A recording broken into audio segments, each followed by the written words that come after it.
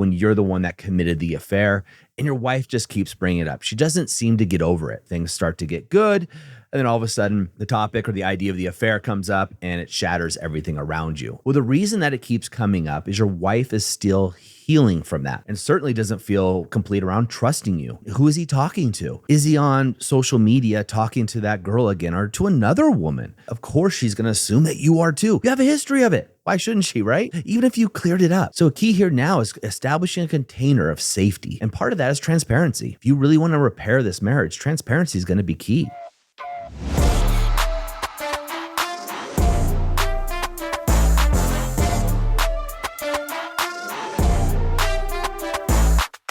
Hey guys, has a mistake from the past come back to haunt you in your marriage? Something like an affair or a breaking of trust. Is it something that overshadows the love and trust and respect that you're trying to build in your marriage? And it keeps coming back like Groundhog's Day, only this time it's something that just really buries you and brings more distance between you and your wife. If that's the case, then today I'm going to give you 3 strategies that you can use in your marriage today to help you get back on track so that you guys can look forward without looking in the rearview mirror at the past. So step one is really honestly just understanding what the damage has caused. Now, in TPM, we use a technique called the hidden motives technique, and you can go back through other podcast episodes we've done. We give this all away. We actually have a course. It's only $97. It just covers our expenses that you can go through and get through the actual hidden motives technique and really understand it. But the deepest level, what you need to do is first understand the pain it's causing your partner, your wife. So let's just describe it as an affair. It's a common thing that happens to a lot of men. Now, either the affair happens, the woman does it, but in this case, we're going to talk about it when you're the one that committed the affair and your wife just keeps bringing it up. She doesn't seem to get over it. And sometimes this could be a decade ago and it keeps coming back to haunt you. Things start to get good, and then all of a sudden, the topic or the idea of the affair comes up and it shatters everything around you. And, it's just not going away despite how much you talk about it. Well, the reason that it keeps coming up is your wife is still healing from that. She doesn't feel complete around the conversations of the affair and certainly doesn't feel complete around trusting you around the affair. That's why she keeps bringing it up. Anytime somebody brings up a conversation over and over again, it's because that conversation isn't complete for them. Now, if it's the affair or if it's another past trauma, maybe it's drinking too much, drugs, gambling, whatever it may be, if there's a past trauma and your wife keeps bringing it up to you, really what she's saying is, hey, I don't feel complete with this conversation, or more likely when we talk to women, they don't believe that you understand them at the core level. Now, it's one thing to understand somebody at the surface level, right? Where you can repeat back everything I'm saying to you. You can apologize. But if I don't feel like you're really sorry, or I don't feel like you really get the damage you've inflicted, I'm probably not really okay at that at a core level. And it's still going to haunt me. I'm still going to think of you and that situation. However, when we clear the slate, right? When we clear it up and really get into like the hidden motives, the validation portion of this, then we allow our partner to fully understand or fully get that we understand the damage that we've done, to fully understand that we understand the significance of what we've done. And once they get it at a core level and they trust us again, we built that trust in the relationship, then we can move forward.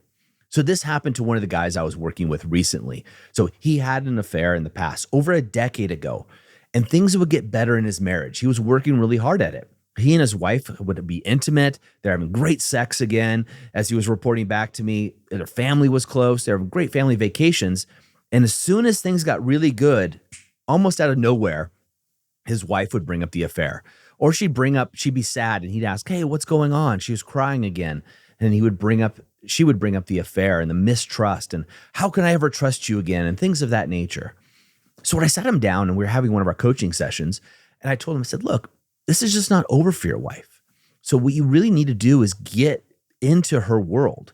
And so it looks something like this, like, babe, I can only imagine what it'd be like loving somebody and then only to find out that they violate your trust to the greatest level. And the fact that I did this to you really makes me feel like shit inside.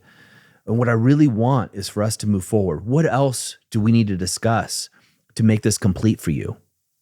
And so he did a version of this. This is not the exact word I gave him, but he gave a version of this, and his wife broke into tears. And as she broke into tears, he just held space for her. And when she came out, she really saw his face that he really was trying to figure this out. And he really understood the amount of pain that he had caused her.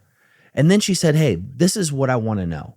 I need to know that this is not going to happen again. I need to know that you really understand it. So again, as I coached him, he went through the hidden motives technique again and really got into her world. Like, look, he said something to the effect of, look, if I'm in your shoes, I imagine it'd be really tough to trust again, really to lean forward. And each time you trust and open your heart again, you're just scared you're going to get hurt. At least that's the way I would feel if this was the roles were reversed. And it pains me every day to think that I did that to you. And what I want is for us to always be transparent, open, and move forward into a loving marriage that we both can enjoy. Now, when he said that to his wife just visibly, as he describes this to me, her shoulders went down. She just relaxed at a cellular level. Why? Because she believed him. She believed him. She wants that too, right? She wouldn't be in the marriage still if she didn't want it. She wants to move forward. She wants to trust him. She wants to believe in him. She wants a marriage filled with love and passion. And now she can see a path forward. He led her to that path. Hey, I get it. If I were in your shoes, I'd feel the same way too. He's telling her, hey, this is the way I would feel. He's not saying you're going to feel this way, right? And that's a mistake a lot of guys make. They tell their wives how their wives should feel. No, in this case, you're just going to get in her shoes and empathize with the problem. And when you do that, then you want to lead her as her man to where you want to go. We want to relate. We want a marriage full of passion, love, respect, all the great things that we all want, right? And when he did this, she visibly just relaxed at a cellular level. And she was able to receive him and really get the fact that, hey, he was serious. This is not going to happen again. Once you have that foundation, and only once you have that foundation of clear communication, can this ghost of, Christmas past, if you will, or this ghost of this trauma past actually have a chance to go away. You see, both people need to fully understand each other, especially when something's like this, right? When it's so traumatic for the other person. She needs to understand at a very cellular level, if you will, that you feel sorry. Not only do you feel sorry, but you understand the impact of your actions on her. And when she knows that you understand the impact of her actions on her, then and only then can she actually believe that you're going to stop that pattern.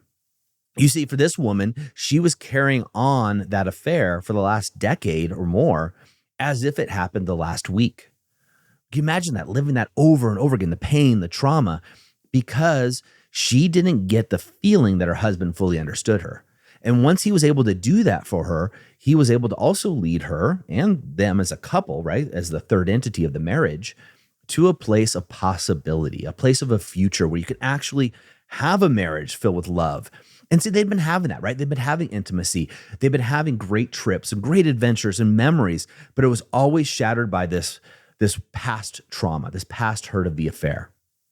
And once he could erase that, it was almost like taking a magic eraser and erasing those past issues. They then, and only then, could they reflect on the great trips they took, right? The trips to the Caribbean, the trips that they went with the family, the trips that they did by themselves, and the amazing sex that they were having. And as you reported back to me, she was now able to relax and, for the first time in a long time, able to have orgasms with him, right? That was something that obviously affected him as a man and her as a woman for enjoying it. But she was able to fully surrender and trust her. All right, the second thing we get to do here, the second thing is establish a boundary of trust. And what do I mean by that? Maybe a container is a better way of describing that, a container of trust. And so this is where consistency is going to come in, right? Consistency and transparency. So if there's been an affair, emotional affair or otherwise, what we want to do is make sure that our partner feels good, right? They feel like they can trust us. Now, even if they feel that they can trust us, there's still going to be that little niggling in the back of their mind, right? Where is he? What's he doing now? Who is he talking to? Is he on social media talking to that girl again or to another woman, right? That conversation is going to come across to her again and again. And especially nowadays, with so many people of her girlfriends and other people having affairs, she's just going to assume that you're one of them. I mean, heck, you look at most popular TV shows on Netflix, Hulu, or those things. Affairs and secrecy or violations of privacy are very common. So when we look at this, we're looking at everybody being scandalous. Of course, she's going to assume that you are too. You have a history of it. Why shouldn't she, right? Even if you cleared it up. So a key here now is establishing a container of safety. And part of that is transparency. So what you're going to want to do here is be very transparent about things that are going through. Now, I'm not saying give away your freedoms. I'm not saying, succumb to her every desire here. I'm just saying be transparent about what you're up to and what you're doing. If you really want to repair this marriage, transparency is going to be key, right? You want to make sure, A, are you really not going to have another affair? Then don't put yourself in that environment, right? That's step one. But when we come back here, we want to make sure everything is transparent. And so some ways that some of these guys will do it is simply sharing their location with their partner, right? On iPhones, you can share your location. Now, you could do that for safety reasons. Like my wife and I do it for safety, not for as transparency as much. But you can also do it so she knows where you are. Simply checking in, right? Checking in, hey, babe, just want to talk to you. Hey, I'm down at Doug's house, hanging out. Just want to see how you're doing. Just that constant rebuilding of trust. Because now what we're doing here, guys, is we're creating a case with evidence that things are clear between you. Because obviously when you're having an affair or another trauma, maybe you have a gambling problem in the past or something else that caused a traumatic or an argument or a violent history, there's a level of secrecy that goes around those things. And what we want to do is remove the veil of secrecy and add in, well, transparency, obviously. And what we want to do is continue to do that. And some of that transparency can also be openly talking to your partner about other women that you might be talking to. So if you have coworkers or a secretary or the barista down at Starbucks, by openly talking to her, it may trigger her. However, you want to be transparent and honest. Just recently, we had a group of great men here at the Alpha Reset, which is one of our transformational events that we host over the course of 3 full days. They're very, very transformative. And one of the gentlemen there, the reason he was able to reconcile his marriage, he said, my wife and I have no secrets. We have no secrets between each other. We are very, very transparent, and that's what's kept our marriage together. And so that's interesting, right? So he's picked up on this trick. Now, he had some problems in his marriage. However, the way he was able to stay through those problems is by being transparent. People will forgive you a lot if you're honest and open with them.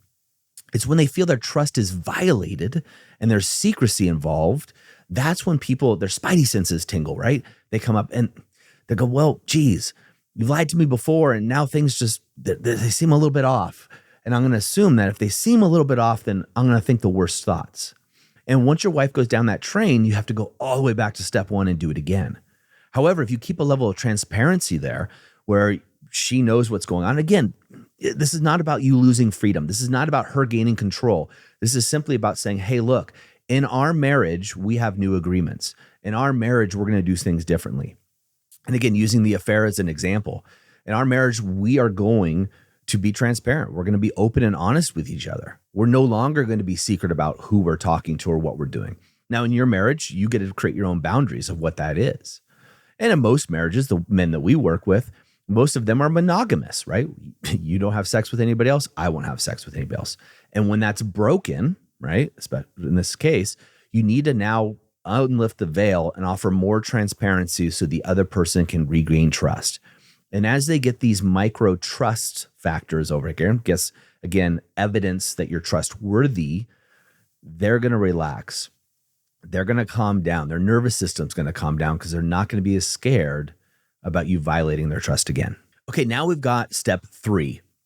And step 3 is really communicating openly, right? So step 1 is kind of validation, or if you want to be more advanced, you use the hidden motives technique that we teach through the activation method, our flagship program for relationships. Step 2, transparency. Step 3, what we're going to do really now is have a communication plan. And what do I mean by communication plan? Well, what I mean by that is whenever somebody is feeling, your wife in this case, is feeling something come up, you get to create a safe place for her to come communicate to you. Now, what does that look like? Okay, great question. What that looks like is you create a container that is so safe for your wife that when she's feeling uneasy, jealous, or whatever it is, that she can come talk to you about her feelings without you, well, get this, guys, without you trying to solve them. Okay. So what that can look like is you are calm, you are grounded, you're a powerful man. A powerful man means you have your power from the inside out, not the outside in, right? It's a totally different scenario. You're staying very grounded, you're staying calm, you have engaged indifference, right?